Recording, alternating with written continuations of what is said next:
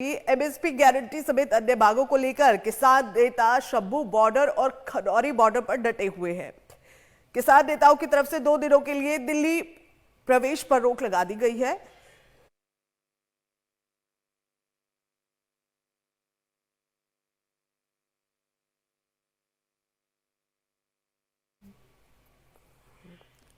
और आज किसान नेता शंभू बॉर्डर, खनौरी बॉर्डर समेत देश के अलग अलग राज्यों में ब्लैक डे बना रहे हैं।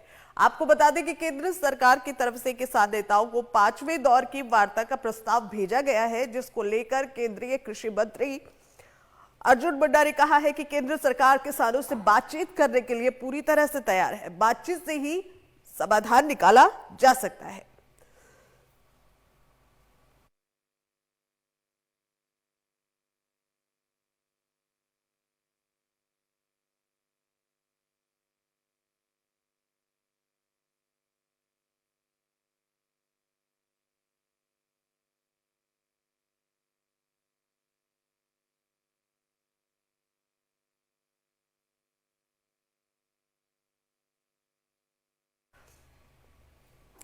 तो हरियाणा के अलग अलग जिलों से किसान डटे हुए हैं, जिसको लेकर पुलिस की तरफ से सुरक्षा व्यवस्था कड़ी कर दी गई है। तस्वीरें आप देख सकते हैं। प्रशासन की तरफ से दिल्ली जाने वाले सभी रास्तों को पूरी तरह से बंद कर दिया गया है और पैरा मिलिट्री फोर्स समेत भारी पुलिस बल को भी तैनात कर दिया गया है। ड्रोन के जरिए पूरे इलाके में निगरानी की जा रही है।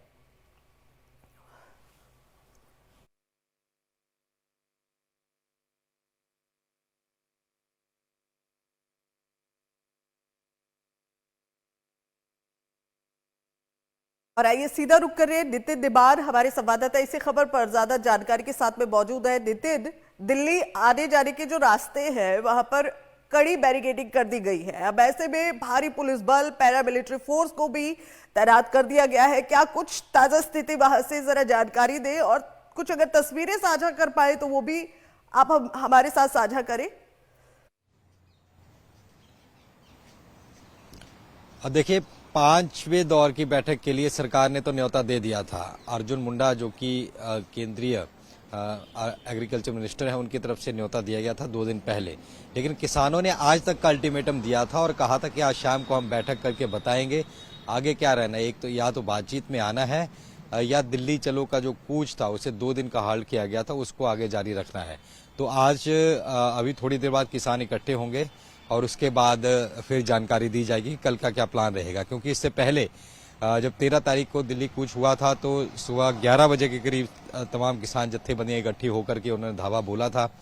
उसके बाद दोबारा 2 दिन पहले सुबह 10, साढ़े 10, 11 बजे करीब किसान इकट्ठे हुए थे। तो कल भी क्या इसी तरीके किसान इकट्ठे होंगे या कोई और प्लानिंग होगी, देखने वाली बात होगी। क्योंकि इस चीज़ के बीच ये भी कई जानकारियां मिली हैं कि कई किसान घायल हुए हैं, एक की मौत हो गई है और कई पुलिस वाले भी घायल हुए हैं। तो ऐसे में दोनों तरफ से ही हार्म इस चीज़ का हो रहा है। सरकार ने न्योता दिया हुआ है, 2 दिन पहले ही सरकार ने न्योता दे दिया था, लेकिन अभी तक वहां से कोई भी जवाब सामने किसानों की तरफ से नहीं आया। किसानों ने कहा था हम बैठक करेंगे और इस बीच संयुक्त किसान मोर्चा की तरफ से जो संयुक्त किसान मोर्चा है और एक संयुक्त किसान मोर्चा राजनीतिक है। राजनीतिक संयुक्त किसान मोर्चा ही ये प्रोटेस्ट कर रहा है। जो संयुक्त किसान मोर्चा है वो उसने अभी कहा है कि प्रोटेस्ट में डायरेक्ट जाने के लिए तो नहीं कहा है, लेकिन उनकी तरफ से आज ब्लैक डे मनाया गया, कई जगह पुतले फूंके गए और उसके बाद मार्च महीने में दिल्ली के रामलीला मैदान में कार्यक्रम रखा गया है। एक ट्रैक्टर मार्च भी उनकी तरफ से निकाला जाएगा। लेकिन जहां तक आज के पूरे दिन की सिनेरियो की बात रही तो दिल्ली के बॉर्डरों पर वैसी ही सख्ती देखने को मिली।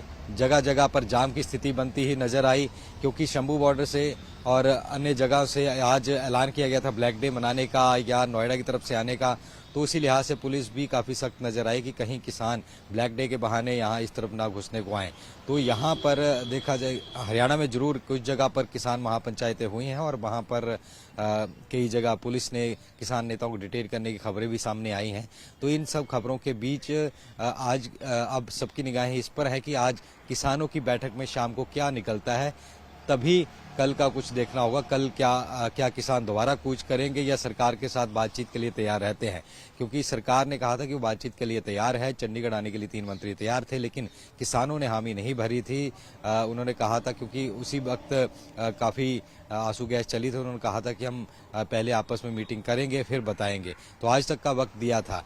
और जहां तक जितने हम चाहे गाजीपुर बॉर्डर की बात कर लें, चिल्ला बॉर्डर की, सिंघू टिकरी बॉर्डर, तो यहाँ पर लगातार पुलिस फोर्स लगाई हुई है और जगह जगह बैरिकेड्स तैनात किए गए हैं। उसमें कोई कमी दिल्ली पुलिस की तरफ नहीं आई है, क्योंकि दिल्ली पुलिस भी लगातार संपर्क में है। चाहे हम बात करें यूपी पुलिस की हो या हरियाणा पुलिस की हो, पंजाब पुलिस से लगातार संपर्क में है। और पहले हरियाणा पुलिस ने एक एडवाइजरी भी जारी करते हुए बताया था कि NSA लगाया जा सकता है किसानों पर, लेकिन बाद में वो एडवाइजरी कैंसिल कर ली, रिवोक कर ली गई। तो किसान क्योंकि इस बात को लेकर ये लगातार मांग कर रहे हैं कि जो शुभकरण की मौत हुई है उस मामले में पुलिस वालों पर 302 का मुकदमा दर्ज किया जाए। और पंजाब सरकार से भी उनकी तरफ से अपील की जा रही है कि आप मामला दर्ज करें हरियाणा पुलिस के खिलाफ। हालांकि जो पंजाब के मुख्यमंत्री हैं सरदार भगवंत सिंह मान, उन्होंने शुभ के परिवार वालों को 1 करोड़ की राशि दी है और साथ ही में उनकी परिवार के एक सदस्य को नौकरी का भी ऐलान किया है। तो जहां पंजाब और साथ में जितने मंत्री हैं, चाहे स्वास्थ्य मंत्री अन्य हो, उनकी ड्यूटी वहां पर लगाई गई है। तो पंजाब सरकार कह रही है कि वो किसानों के साथ लगातार खड़ी है और किसानों के मुद्दे को सुलझाने के लिए ही लगातार केंद्र के साथ एक मीडियोकर के तौर पर काम कर रही है, ताकि जल्द से जल्द ये मुद्दा सुलझे, क्योंकि टेबल पर ही अल्टीमेट हल निकलना है। सरकारें कह रही हैं कि उनको वक्त चाहिए, क्योंकि किसान लगातार MSP पर मांग कर रहे हैं कि MSP पर कानून बने, WTO से भारत बाहर आए, 12 सूत्रें मांगे हैं। तो सरकार कह रही है कि उसमें कुछ मांगों पर तो सहमति बन गई है, चाहे FIR वाली हो या अन्य मसलों की बात हो, लेकिन जो MSP है या WTO वाली बात है उसको लेकर के उनको वक्त चाहिए, क्योंकि हर स्टेट का एक स्टेक उनको चाहिए है। तो उस स्टेक जब तक नहीं मिलता तब तक एकदम से डिसीजन नहीं लिया जा सकता।